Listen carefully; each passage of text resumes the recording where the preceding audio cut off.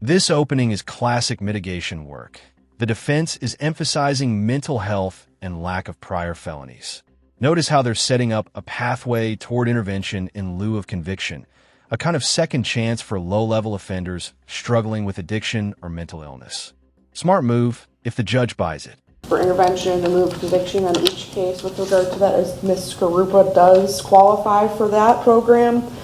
She has never been convicted of a felony offense or even a felony offense of violence with regard to her criminal history. Ultimately, these are not felonies of first, second, or third degree. Drugs were a leading factor involved in these offenses, Your Honor. She does suffer from mental health issues. She was diagnosed previously with generalized anxiety, major depressive disorder as well. I believe that intervention in lieu of conviction would substantially decrease the likelihood of any criminal activity and reduce any future criminal activity with that respect.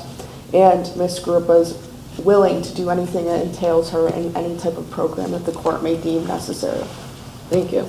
All right, so as I reviewed this report, why would I accept a guilty plea on the...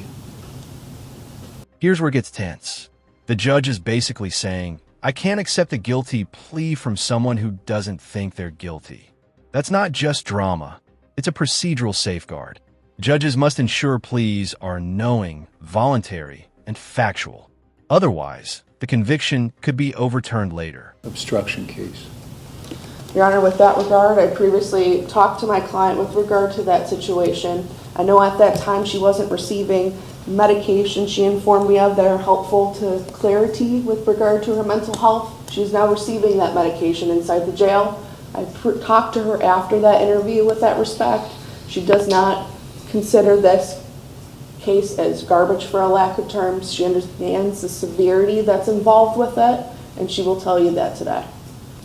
Well, I mean, her statement to Ms. Crook is that this offense is bullshit and only agreed to intervention because you were not fighting for her, which I don't believe, by the way, just as an aside. But if she thinks this case is bullshit, then she doesn't think she's guilty of any of that offense. And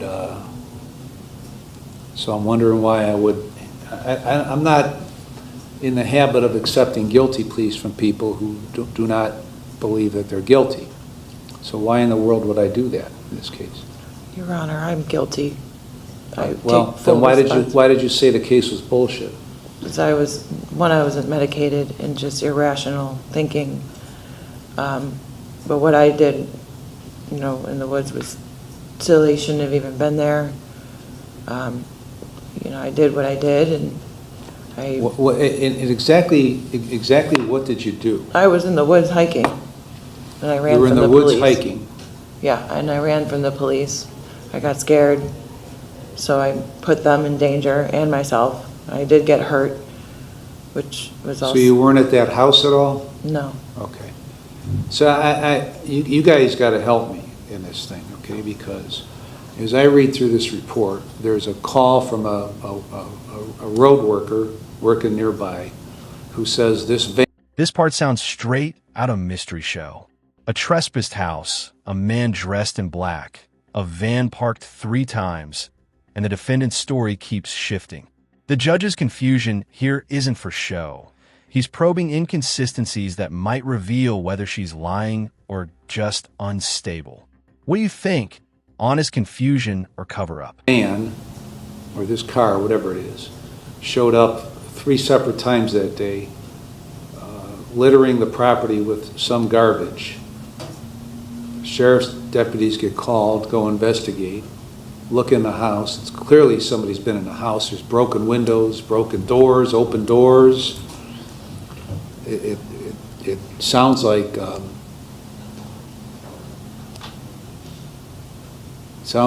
zoning inspector should be over at this property figuring out what's going on over there. But things are disturbed. There was a male all dressed in black who went a separate way from you when you got there this time. And so I don't know what the hell's going on here. Yes, Your Honor. So my understanding of everything, and this is speaking with my officers and the victim, is that Mrs. Karupa's van, the defendant's van, was parked there 3 different times that day. Why? Why was your van parked there 3 different times that day? I had, somebody else was driving my vehicle at the Who? time. His name was George Alp. I don't even talk to him anymore. He wasn't Why even... was George Alp driving your vehicle 3 different times that day? Yeah, I can't speak on his behalf, and I do not... Well, your car. Right, right. Did he do it without your permission? We didn't even have communication. His cell phone wasn't even working. I know he dropped me off like near the middle school down the street so I could just be in the woods because, again, just nature hiking. So he called me after he had left my van to tell me he left it where he left it. So I was completely unaware of the spot that he had left it. He left it in front of the house. Right. And you were in the back of the And house when I when the got up police saw there you. with the police, Right. I seen where he left None my of car. this makes any sense to me. None of this sounds like it's true. Well, it's the truth. Well, it's not, okay? So why were you there 3 times that day? I was not there 3 times that day. Why was Alp there using your car 3 times that day? Your Honor, I don't know. You don't know.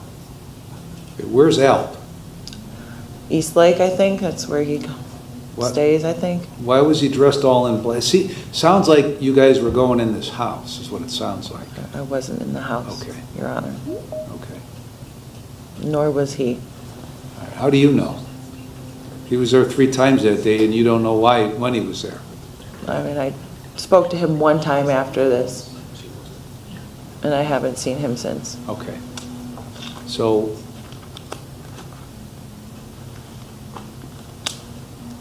nobody went in the house. We can't confirm that, Your Honor. The construction worker on the scene did say that he did not see anybody go into the house, but I will say that when police arrived on scene, cleared the house, it's their understanding and my understanding that Miss Karupa was on the property, hiding behind the house. I know. I know what they said. I know what it says. I know what she says, but none of this makes any sense to me.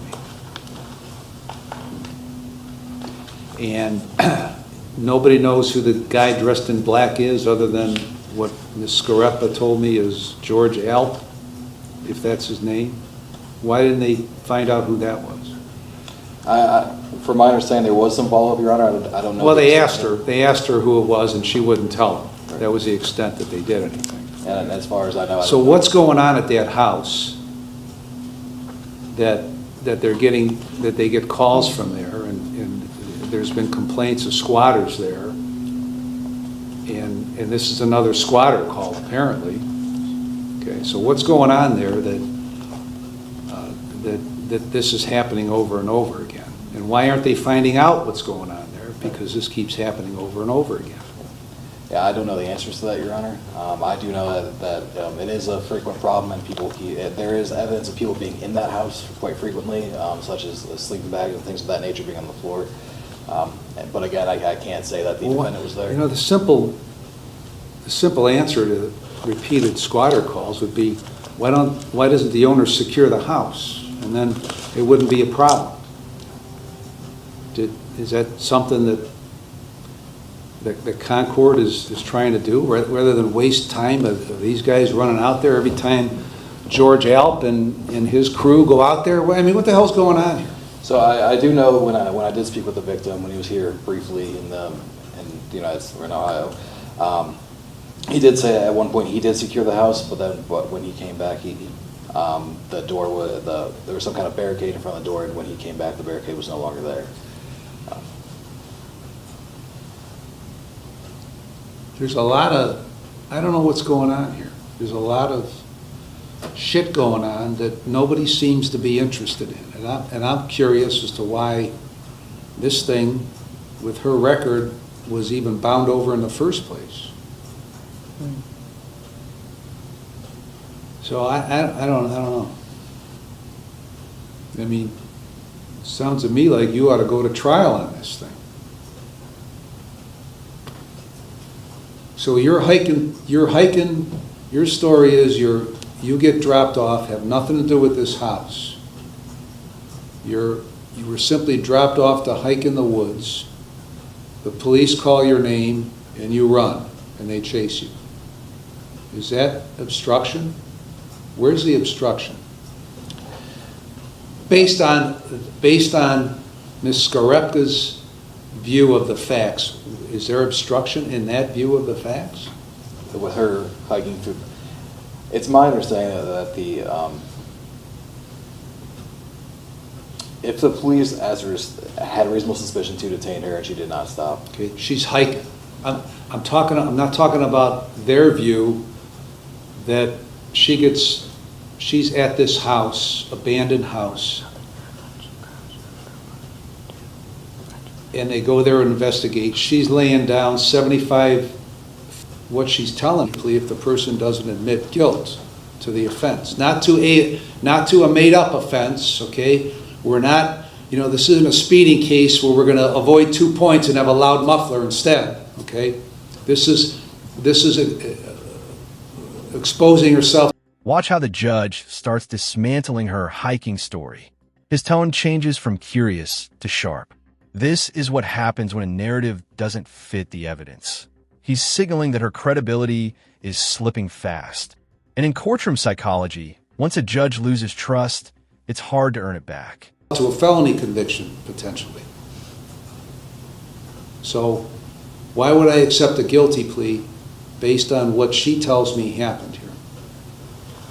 Your Honor, I believe she would go in a little bit more detail about the encounter with regard to what had happened. Ultimately, we did have conversations about that, and I believe she would tell you a little bit more.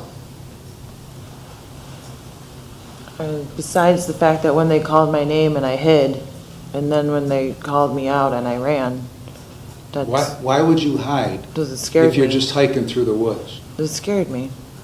Well, I don't know why there was cops there. So were you doing something you shouldn't have been doing and you were concerned that the cops were there? I was high. Right. Well, so what? What does that mean? Just See, this is where we get to another problem that we have here, okay?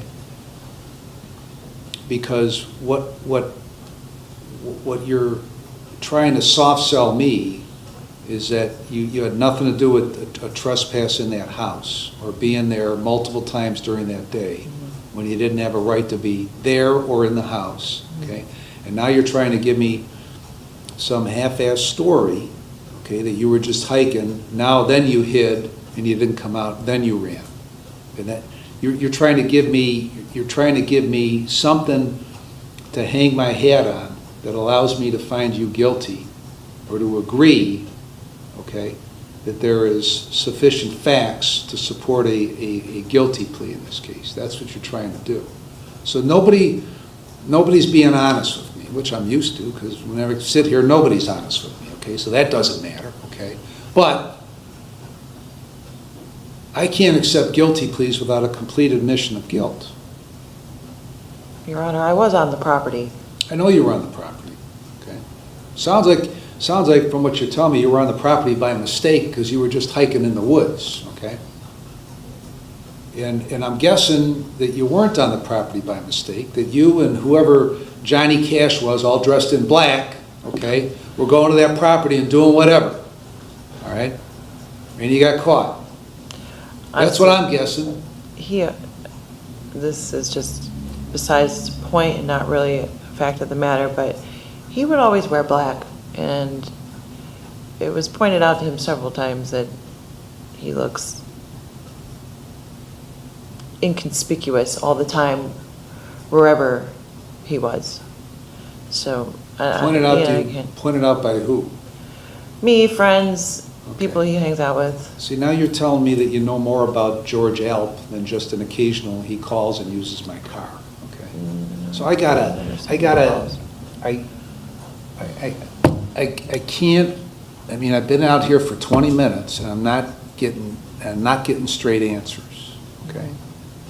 The guy just used your car 3 times, Okay, you don't really know him, and now you know him, and you tell him not to dress in black, and your friends tell him not to dress in black. So you gotta have a conversation with him. Your Honor, I never said I didn't know it. You gotta have a conversation with him. Right? Because I'm not gonna accept a guilty plea based on this conversation, okay? So, she wants something, all right? And maybe, the problem is she probably hasn't been along through the system enough to know what a good lie is and a bad lie is, from the standpoint of getting away with it, okay? So, if she's not gonna be honest with me, okay, then I'm not gonna put her on intervention.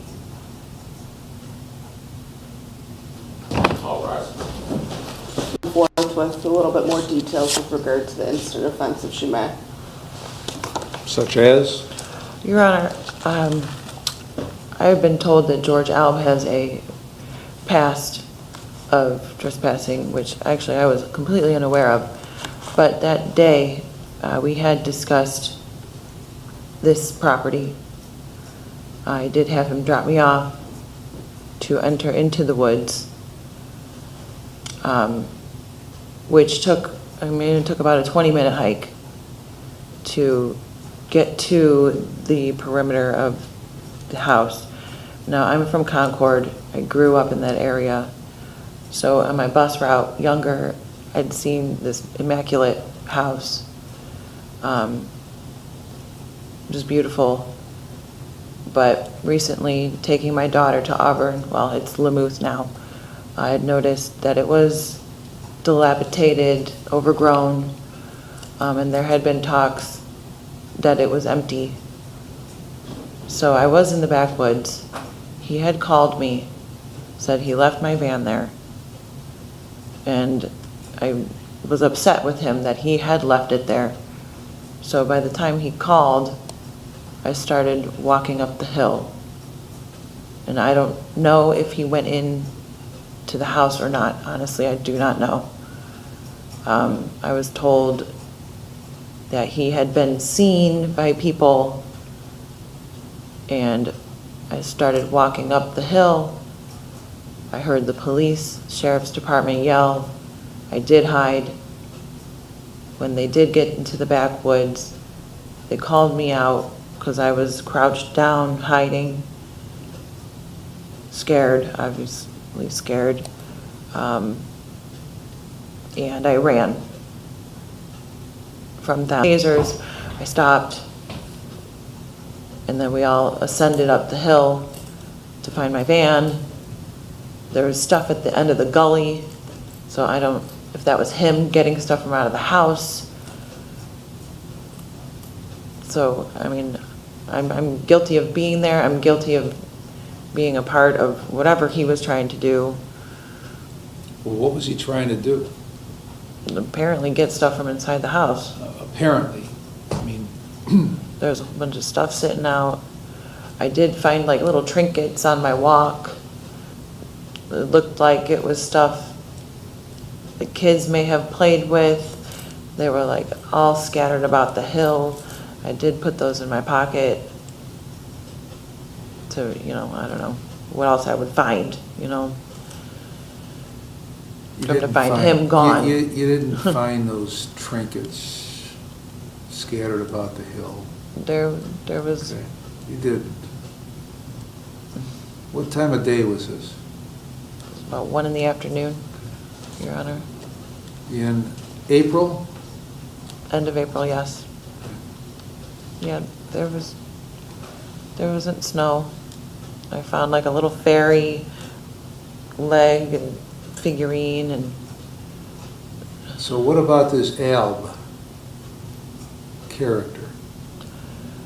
He's had problems with his parents and trespassing on their own property that I knew of. And that was the only case that I knew of with him. How long have you known him? Over a year. I met him through my brother, and he would just come around every once in a while, hang out. He was homeless, so I let him stay at my house sometimes. Where do you live now? I live in Painesville Where? with my brother and mother. no longer on Hawthorne. What is your mental health diagnosis? They said I was dual diagnosis, but I suffer from depression and anxiety. How long have you been diagnosed with that? About 5 years. And what treatment have you had for that? None. Why not? I've just been medicated, and I actually went off my meds Well, where'd you get the medication if you weren't treated for it? I had recently started going back to the doctors, and it was like August, and I'd just gotten my meds because I knew my mind wasn't right. I had been off of my meds prior to August for almost a year, and I could tell the difference. My family could tell, my friends. I was just irrational. Would that have anything to do with the meth? Yes, Your Honor. Where'd that come from? It's a long story. My brother suffers from paranoid schizophrenia, and he is a long time, not long time, but he used meth as well. And I had him stay with me because he was also homeless, and I wanted to help him. And I made the stupid decision of trying this drug to see what it was about. Yeah. Worst decision I could have ever made. Okay, when was that? About July of... This is one of the most revealing moments. She admits to using meth to relate to her schizophrenic brother. That's heartbreaking and incredibly dangerous logic. Judges often hear defendants justify drug use emotionally, but here it shows codependency and blurred boundaries. This could make the court question whether she's truly ready for rehabilitation. 2024. So you had never used drugs before that? I mean, I was smoking marijuana, and I've tried cocaine. And how long had you been using those? Marijuana, Anything? quite often. How many years have you been using marijuana and cocaine? Marijuana, probably since I was 18. It helped subside emotions and anxiety. It calmed me down. The cocaine, not till I was in my 30s, maybe a little bit in my 20s, but definitely more so in my 30s, probably frequently before the meth.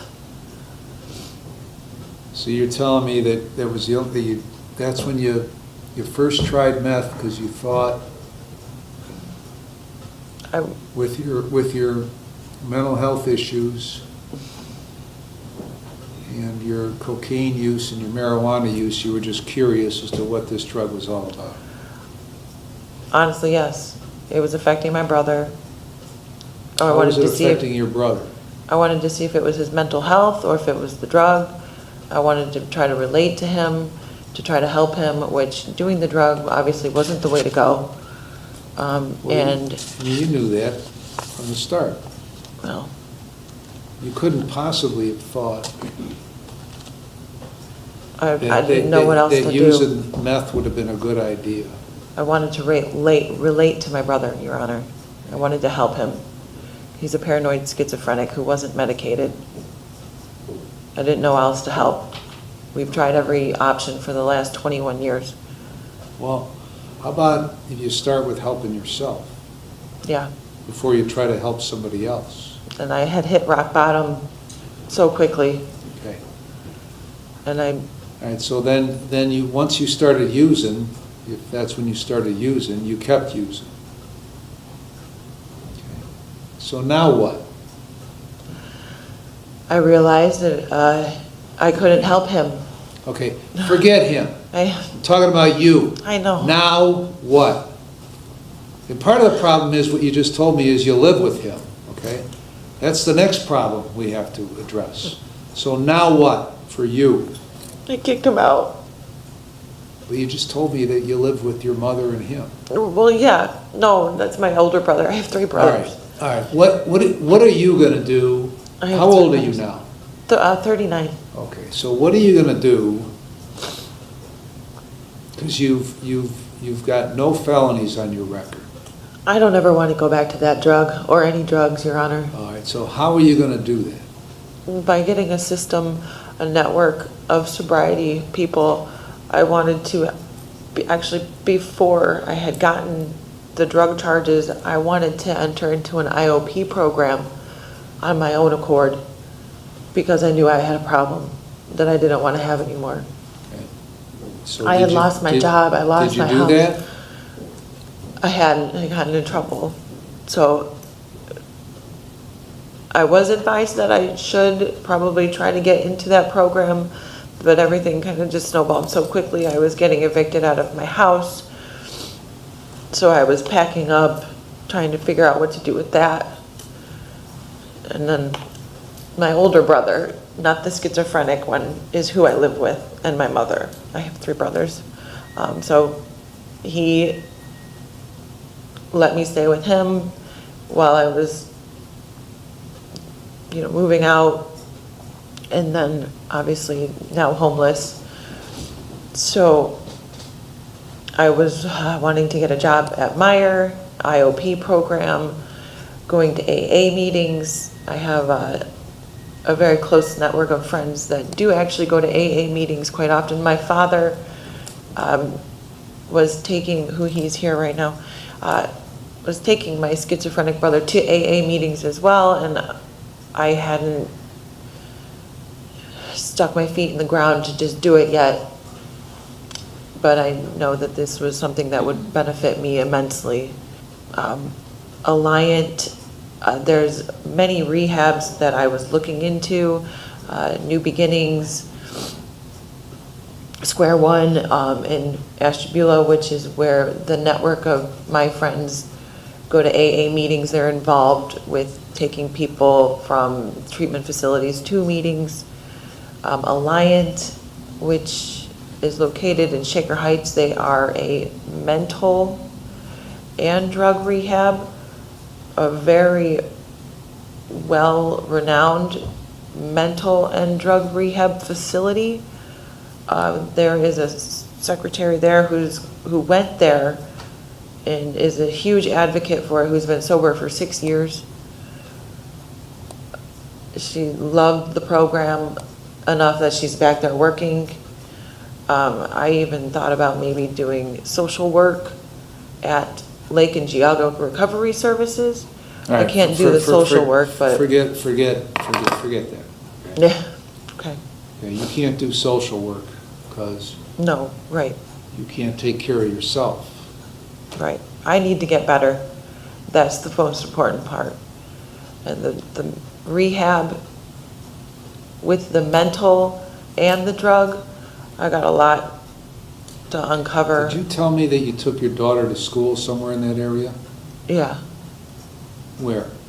Lumouth Middle School. Okay. How old is your daughter? She's 14. She stays with her dad. How come you didn't... How come the first I know about you having any children is right now? Because... She doesn't stay with me. All right. Well, didn't you discuss that with Miss Crook when she was doing the report? You told her you didn't have any children. That's true. Why did you tell her that? Because she, well, Huh? I wanted to leave her out of it. She doesn't live with me. Okay. So what? So what? Okay, so...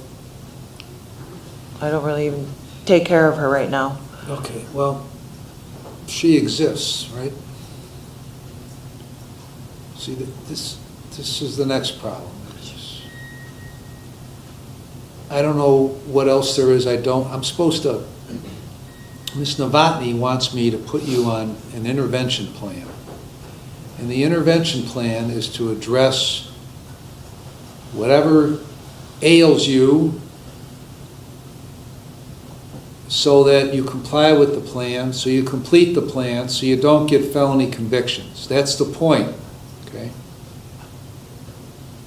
Doesn't do me a damn bit of good to sit out here and extract information from you that's important information that would lead me to put you on a plan that's going to accomplish the end goal. So this has been nothing but an extraction exercise since I've been out here from you about what you did, where you're at in your life, what else exists that impacts you. So how the hell am I supposed to implement a plan if you refuse to give all the information?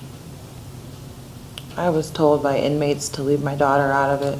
You were told by what inmates? Inmates in the jail. Okay. How many times have you been in jail in your life? This year, No. How 3 many times. times in your life have you been in jail? I was in jail in 2005 once, For how long? maybe 12 hours. Okay. And then what else? This year, 3 times. The first time 15 days, second time 12 hours, and now I've been in there for 30 some days. Okay. So, in the process of this whole thing, how long have you been represented by Miss Novotny? Since April. Okay. So you made the conscious decision to listen to these idiots in the jail and take the advice of these. Why are they in jail?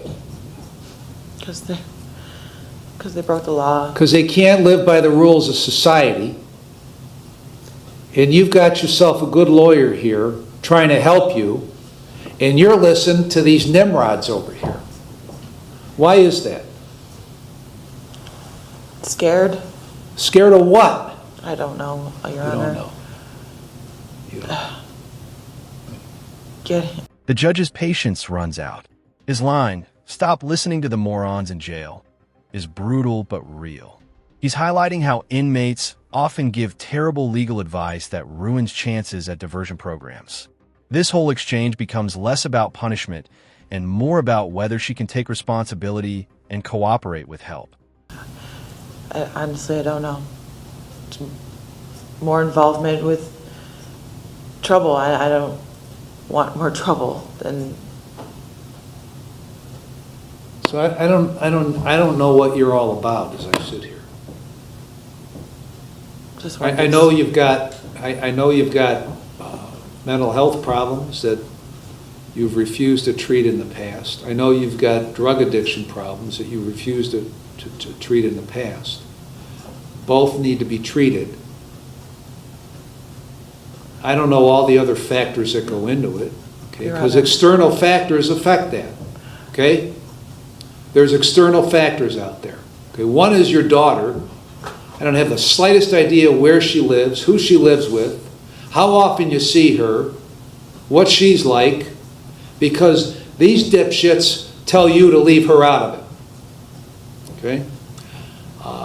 You refuse to acknowledge the existence of George Alp, who's a known since I've come out here the first time. I found out that he's a chronic pain in the ass with law enforcement. Okay, you're hanging around him. You short shrift what you know about him, how you know him, when you hang around with him, how long you've known him. Okay? I don't know what other external factors out there, other people that you hang around with. Okay, because you pretty much. I don't know who's David Shipley. He's my boyfriend. Who is he? I mean, he's my boyfriend. I met him. Okay, what does that mean? Where does he work? Does he live somewhere? How often do you see him? Another external factor. Does he use drugs? No, Your Honor. I did Okay. meet him while I was, doing the drugs. How did you meet him? If he doesn't do drugs, how is it that you were hanging around him while you were using Okay, drugs? so we first met and were using. Okay, and- see, what I want here, okay, Yes. is we're not gonna continue this hearing today. We're gonna do this hearing on another day, okay? You're gonna go back, you're gonna talk to Miss Crook, Okay, and you're gonna quit the bullshit. okay, Give her honest information, okay? Give her information that you refuse to give so far to her and to me and your lawyer.